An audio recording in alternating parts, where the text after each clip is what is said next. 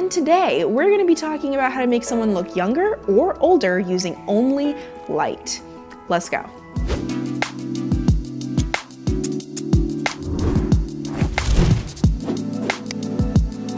Hey, today I'm with John Salmon. He's a cinematographer here in Los Angeles, and he's lit many a famous face like J-Lo and Drake, Patton Oswalt, just to name a few.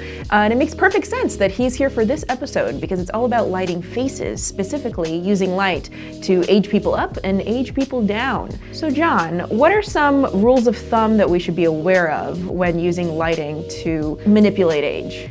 So a few things for you guys to remember. One, lighting is a lot like makeup. So if there's a blemish or something you're trying to hide, often we'll point a light at that blemish to erase it. Like concealer with makeup. Exactly. Also, the larger the source is, the more flattering it'll be. It's kind of like applying a base to someone's face. It softens things out. And lastly, the closer the light source is to the person's eye line, that will also make it more flattering. All right, let's take a look at the first setup. Okay, so our first setup, what kind of look are we going for? I wanted to go for like a sort of horror meets silent film kind of vibe, grimy and spooky. The whole point is to make the actress look older, but the first light you placed was actually for location purposes. What was that? The first light I placed was a 300D with a spotlight attachment directly behind the actress, pointing straight back and creating a pool of light on the floor that kind of skipped up into an ombre effect. It kind of creates a natural vignette on the brick wall behind her. Why do we need that to achieve that effect? Yeah, it's kind of like putting on like a long lens. It narrows the light into a really sharp funnel that you can shape however you want to. And for our purposes, it allowed us to have a really specific hot pool of light right in the spot we wanted directly behind her where it would skip up really nicely. So you can control the light and also the spill off, and you could create that little halo. So the second light that you placed was actually for the purposes of looking old or looking unflattering. What was that? That was the LS1C with a chimera, control grid, and diffusion, placed about 2 feet above the actress, almost directly above her. We wanted to do that because that's one of the most unflattering places you can put a light on somebody. It rakes down, it shows off the imperfections, any wrinkles, anything like that. It also creates raccoon eyes. Yeah. So it can be really dreary. But what I like about this light that you placed is it also pinged off the cage in the front, and it was kind of like a 2-for-1 light, both on the talent and on the environment. So for the third light, I noticed that you had a little light panel that was like right in her lap. What was that light? So that light was an F7 and it was wrapped in diffusion. We literally just set it in the actress's lap. My idea was basically like if you normally if flattering light is normally in this frontal kind of direction, you want to do the opposite if you want to have unflattering light. You want to bring out as many imperfections. So I put one light on top and one light on bottom. Also, I was trying to evoke the horror genre a little bit, so uplight is a classic thing to do in old horror. And then lastly, I staged the actress to kind of look down and then look up with her eyes, so she just had a tiny dot in the very bottom and had this really kind of creepy, dreary effect. It's like Kubrick-y. Yeah, I like it. Let's take a look.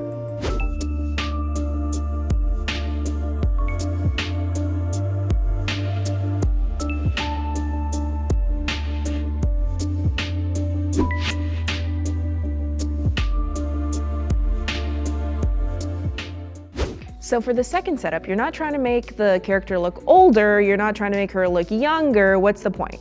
So the idea here is a happy medium. I want the light to be flattering and favorable to the subject, but I also still want a dramatic feel. I want something moody. I don't want to just flatten her out, but I want her to look her best. It's whatever the script is really calling for, but in this instance, I thought it'd be interesting to show a character with a lot of conflict. That's why I made it a cop at a bar.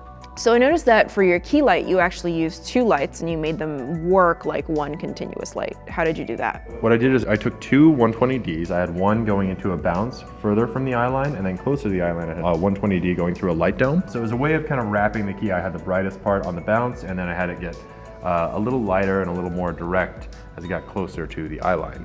And that's kind of how I pulled off the key light. So it makes it wrap around her face. The shadows aren't harsh. It's still like a beautiful sort of soft lighting, but it's from the other side of her face. So you had no fill.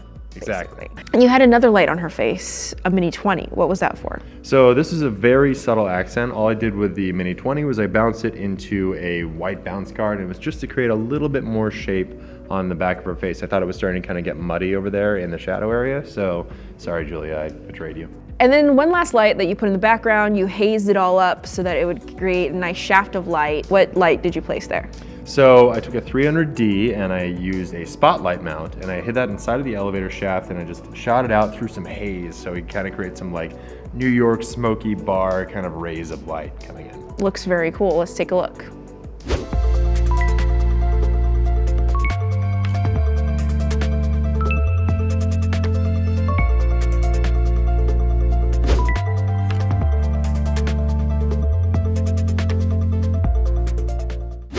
So for our third and final lighting setup, it is to make someone look as young as possible. Yeah. So what is the rule of thumb here? So the rule of thumb is basically, like we said in the beginning, you want to treat lighting the way you treat makeup. If there's a blemish, if there's something you want to hide, maybe a wrinkle, point a light at it. Find a sweet spot and you can hide it by putting light on it. And you sure did. There's a lot of lights pointed at the subject.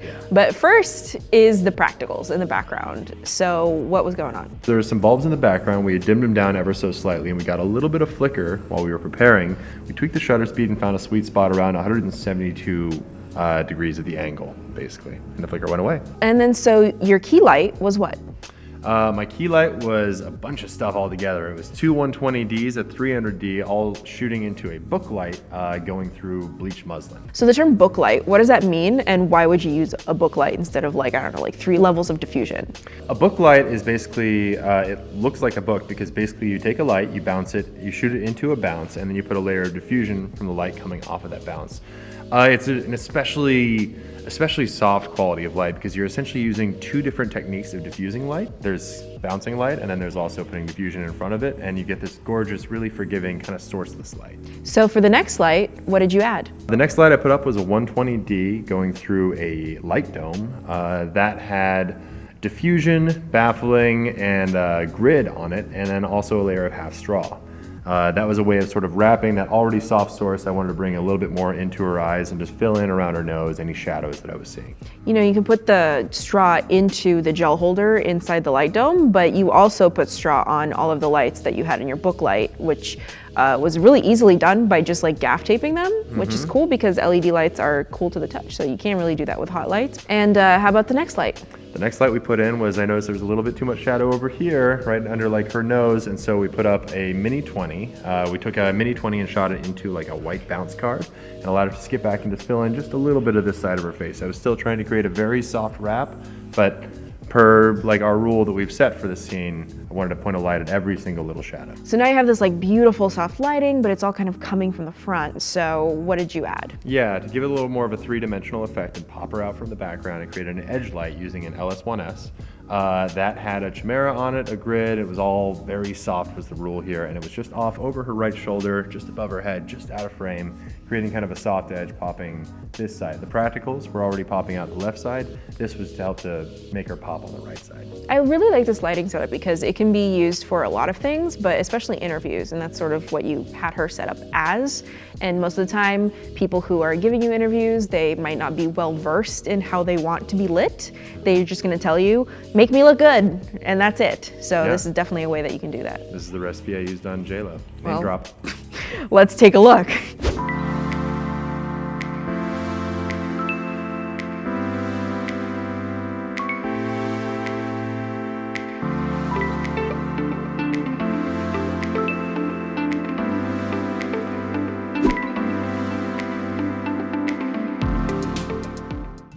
So that is your episode on how to use lighting to make someone look older or younger or just like their best glowy self. What are those tips again, John?